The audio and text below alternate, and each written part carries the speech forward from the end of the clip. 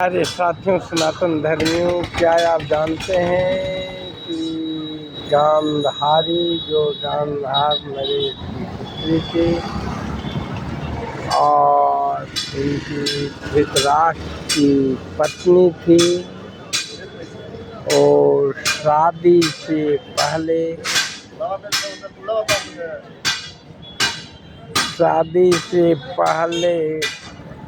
श्री भोलेनाथ जी की जंगल में घोर तपस्या करके उनसे 100 पुत्रों का वरदान मांग और भोलेनाथ के असीम कृपा से उसे ये आशीर्वाद मिला और 100 पुत्रों की आप जानते हैं विष्णु पितामह ये क्या सत्य है क्या झूठ है, ये मैं नहीं, इतिहास गवाह। कहते हैं इतिहास में कुछ चीज़ें दिखती नहीं और जो दिखती है वो सत्य नहीं है। ये तो आप जानते ही हैं कि विष्णु पितामह और गांधारी से गुप्त मीटिंग शादी से पहले यज्ञ में जो यज्ञ हुआ उसमें बात हुई और भीष्म पितामह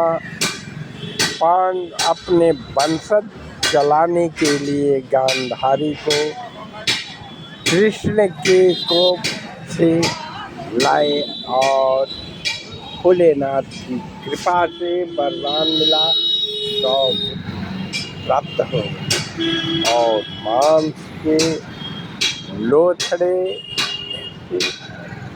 ऐसा होगा जो कि उनमें धृतराष्ट्र में यह शक नहीं थी।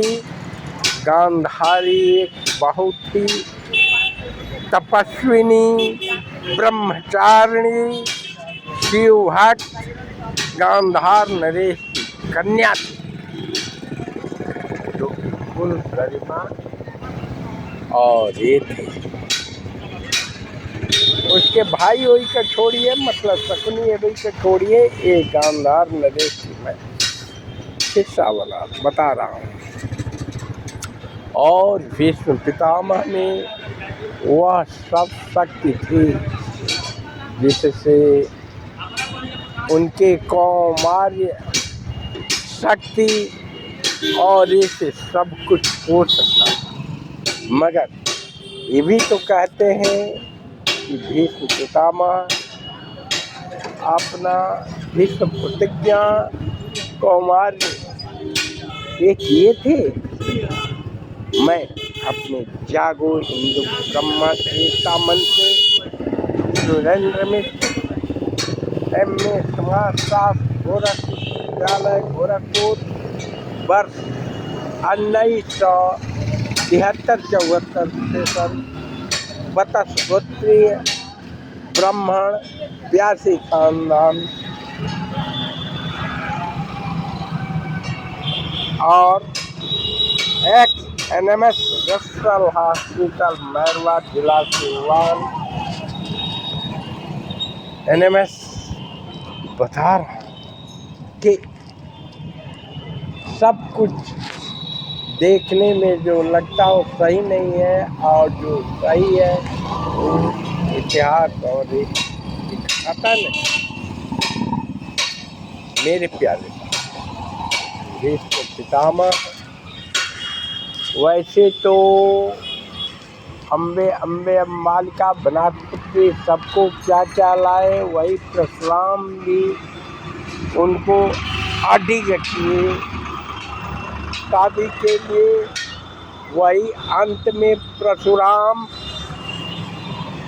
की भी बात नहीं माने और स्वयं ये किए थे कि हमें नहीं किए तो अर्जुन के आड़ में शिखंडी प्रद्युम्न ने उनकी हत्या की थी। मेरे प्यारे, एक पौराणिक कथा के अनुसार तपस्या शादी से पहले ही जब यज्ञ हुआ, भीष्म पितामह और ये क्या कहलाते हैं गांधारी अग्नि के प्रतिज्ञा किए, जिससे लौथड़े 100 पुत्र उत्पन्न हुए और तभी से अपना पतित्व सौमित्र रखने के लिए गांधारी ने आँख पर पट्टी बांध दी और भीष्म पितामह के द्वारा लाया गया और गांधारी पर शादी काट से किया गया। अगला एपिसोड अगले में बताऊंगा, क्योंकि जब बड़ा हो जाता है तो आप लोग देख नहीं पाते, ऊब जाते हैं। जय हिंद, जय भारत, जय सनातन।